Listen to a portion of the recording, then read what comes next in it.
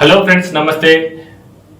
చిన్న చిన్న విషయాల మీదనే అనేక రాజకీయ పార్టీలు అనేక రాష్ట్రాలు తమ ఉనికిని కాపాడుకోవడానికి మరియు తమ రాజకీయంగా ప్రాబల్యం పెంచుకోవడానికి టామ్ అండ్ జెర్రీ లాగా ఎప్పుడు కీచులాడుతూనే ఉంటాయి.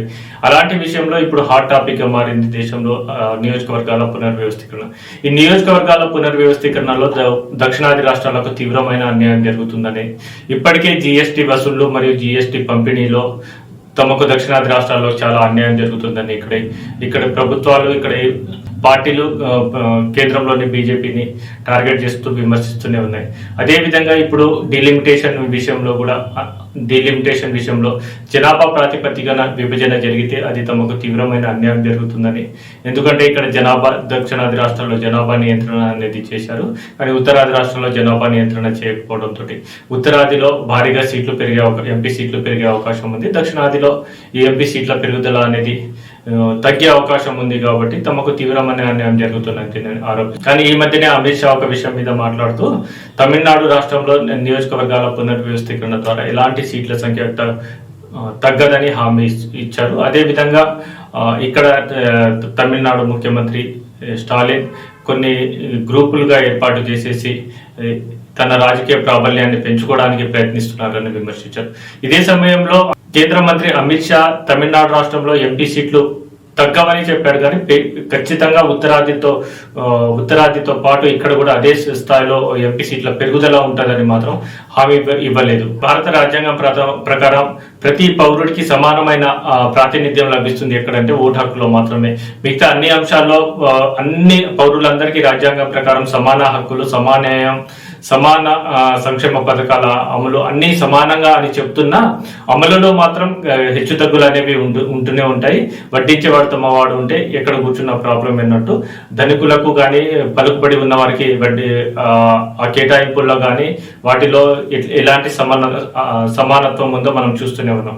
కానీ కేవలం ఓటు హక్కు వినియోగించడంలో మాత్రమే ధనికుడైనా పేదవాడైనా క్యాస్ట్, రిలీజియన్స్ ఎలాంటి భేదభావం లేకుండా మనం ఇప్పటికీ ఒక సమన్యాయాన్ని అయితే ఇక్కడ అమలు చేస్తున్నాం. కానీ ఇప్పుడు నియోజకవర్గాల పునర్వ్యవస్థీకరణ అంశం తెరపైకి వచ్చినప్పుడు ఖచ్చితంగా దక్షిణాది రాష్ట్రాలకు తమకు తీవ్ర అన్యాయం జరిగి భారతదేశ ప్రజాస్వామ్య పరిరక్షణలో, ప్రజాస్వామ్యంలో తమ ప్రాధాన్యత తగ్గుతుందని, ఉత్తరాధిపత్యంలోనే భారతదేశ రాజకీయం మొత్తం వారి గుప్పిట్లో వెళ్ళిపోతుందనే ఆందోళన రోజు రోజుకు తీవ్రమవుతుంది. ఈ ఆందోళన కూడా తీవ్రమయ్యే అవకాశం ఉంది. ఇప్పుడు నియోజకవర్గాల పునర్వ్యవస్థీకరణ అనేది 1951, 1961, 1971లో నియోజకవర్గాల పునర్వ్యవస్థీకరణ జరిగింది. కానీ 1971 తర్వాత నియోజకవర్గాల పునర్వ్యవస్థీకరణను వాజ్పేయి ప్రభుత్వం కావచ్చు, ఇందిరాగాంధీ ప్రభుత్వం కావచ్చు, ఈ జనాభా పెరుగుదలలో ఇన్ఈక్వాలిటీ ఉండడంతో ఈ నియోజకవర్గాల పునర్వ్యవస్థీకరణను వాయిదా వేశారు. ఇందిరాగాంధీ ప్రభుత్వం ఈ నియోజకవర్గాల పునర్వ్యవస్థీకరణ 42 రాజ్యాంగ సవరణ ద్వారా 25 ఇయర్స్ పాటు వాయిదా వేశారు. ఈ 25 ఇయర్స్ పాటు వాయిదా వేసుకుంటూ అప్పుడు ప్రభుత్వం చెప్పిన విషయం ఏంటంటే, దేశంలో అనేక రాష్ట్రాల్లో, అనేక ప్రాంతాల్లో జనాభా పెరుగుదల అనేది ఇన్ఈక్వాల్గా ఉంది. కొన్ని రాష్ట్రాల్లో పెరుగుదల ఎక్కువగా ఉంది. కొన్ని రాష్ట్రాల్లో కేంద్ర ప్రభుత్వం సూచించిన సూచనల ప్రకారం జనాభా నియంత్రణ అనేది చాలా పకడ్బందీగా అమలు చేసి జనాభా నియంత్రిస్తున్నారు.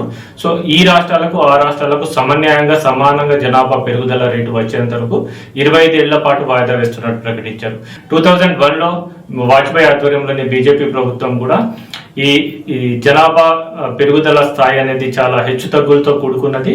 ఇప్పుడు నియోజకవర్గాల పునర్వ్యవస్థీకరణ చేస్తే మాత్రం ఖచ్చితమైన కొన్ని రాష్ట్రాలకు తీవ్రమైన అన్యాయం జరుగుతుందని, కొన్ని రాష్ట్రాల గుప్పిట్లోనే దేశ రాజకీయ భవిష్యత్తు వెళ్తుందని ఆలోచించి 84 రాజ్యాంగ సవరణ ద్వారా 25 ఇయర్స్ పాటు డిలిమిటేషన్ వాయిదా వేశారు. అంటే 2026లో డిలిమిటేషన్ జరగాల్సి ఉంది. వచ్చే సంవత్సరం ఖచ్చితంగా మన దేశంలో నియోజకవర్గాల పునర్వ్యవస్థీకరణ జరగాల్సింది.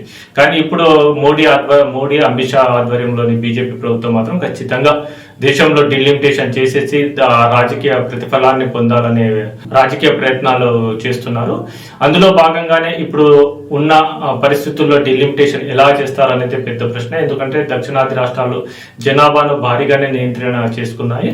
ఉత్తరాది రాష్ట్రాల వారు జనాభా నియంత్రణలో ఎలాంటి నియంత్రణ పాటించకపోవడంతో జనాభా విస్ఫోటనం అనేది భారీ స్థాయిలో జరిగింది.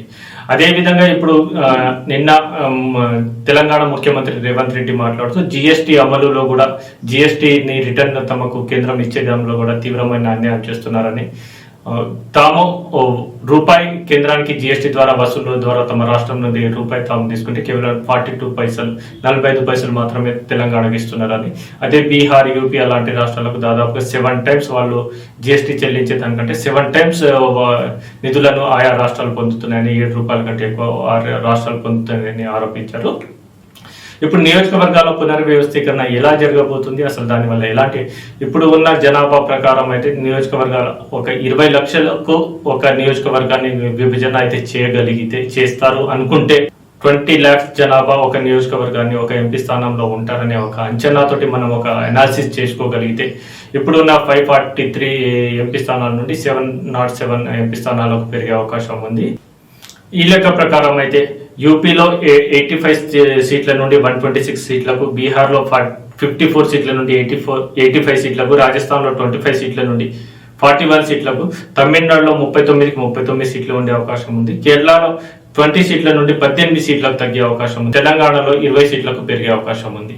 అంటే ఉత్తరాది రాష్ట్రాలలో దాదాపుగా ఈ ఎంపీ స్థానాల పెరుగుదల అనేది 50 to 55% దాకా ఉంటే, దక్షిణాది రాష్ట్రాల్లో మాత్రం ఈ పెరుగుదల అనేది ఓవరాల్ గా 20% కూడా దాటట్లేదు, 15 to 20% మధ్యలోనే ఉంటుంది.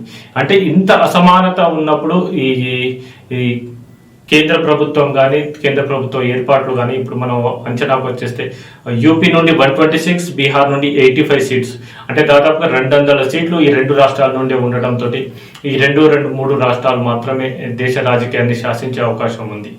సో ఈ నియోజకవర్గాల పునర్వ్యవస్థీకరణ అనేది ఒక సమతుల్యంగా పాటించి దేశ భవిష్యత్తును కాపాడాల్సిన అవసరం ఉంది. ఎందుకంటే 1970 తర్వాత దేశ జనాభా పెరుగుదల రేటు అనేది ఏ రాష్ట్రాల్లో ఏ విధంగా ఉంది, అండ్ జనాభా నియంత్రణను పాటించిన రాష్ట్రాలకు ఏ విధంగా న్యాయం చేయాలి, జనాభా నియంత్రణను పాటించని రాష్ట్రాలకు ఖచ్చితంగా ఏ విధంగా వాళ్ళ అక్కడ ఉండే పబ్లిక్ యొక్క ప్రాతినిధ్యాన్ని తగ్గించాలనే అంశాన్ని ఒక అంచనాకు వచ్చి ఖచ్చితమైన ఒక సమన్యాయాన్ని పాటిస్తే మాత్రమే దేశంలో ప్రజాస్వామ్యం కానీ దేశ యొక్క భద్రత కానీ ముడిపడి ఉంది. లేకుంటే ఖచ్చితంగా దేశంలో అలజడులు రేగే అవకాశం ఉంది.